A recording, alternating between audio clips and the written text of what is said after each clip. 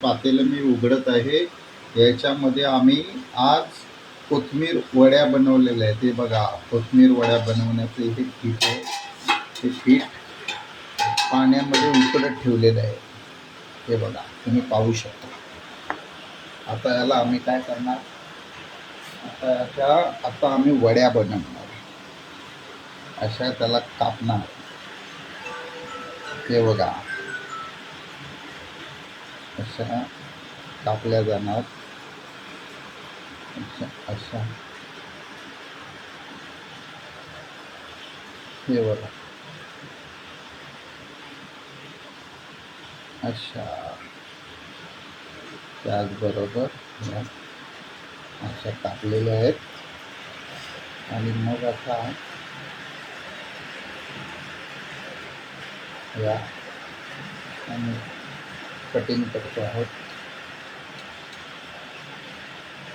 आता इथे बघा, अशा ह्या कटिंग केल्या जात आहेत.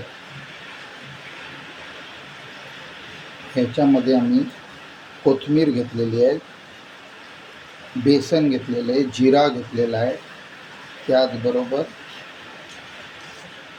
लसूण, मिरची, हळद हे सर्व घेतलेलं आहे. आणि आता हा मी तवा लावत आहे.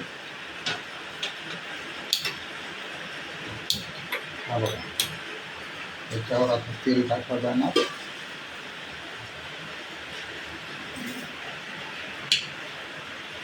आणि ह्या वड्या एकदम कुरकुरीत कशा बनतील याच्याकडे माझं लक्ष आहे. खूप छान. आजचा पाऊस खूप पडत आहे, त्याच्यामुळे काहीतरी बनवलं पाहिजे म्हणून हे मी बनवायला आज सुरू केलं. आता मी तेल टाकणार आहे. हे तेल जे आहे फॉर्च्यूनचं तेल आहे. हे बघा, हे फॉर्च्यून तेल आहे. हे तव्यावर सर्वकडे लावायचं आहे.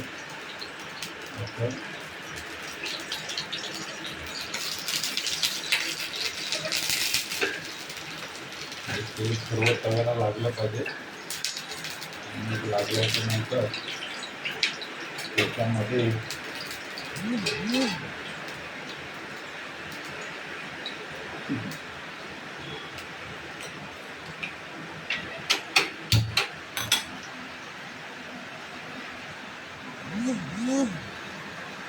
त्याच्यामध्ये आता हे बघा, ह्या वड्या आहेत.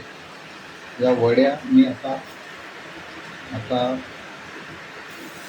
लावायला लावलेल्या आहेत. तुम्ही पाहू शकता. बिलकुल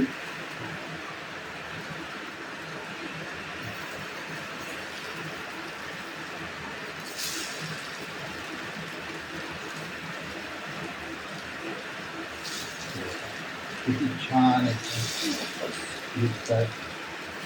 अशा प्रकारच्या वड्या सगळ्या मांडलेल्या आहेत.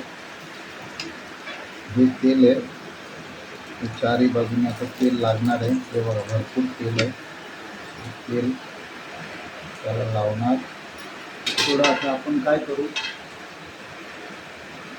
गॅस जो आपला आहे हा मंद करूया.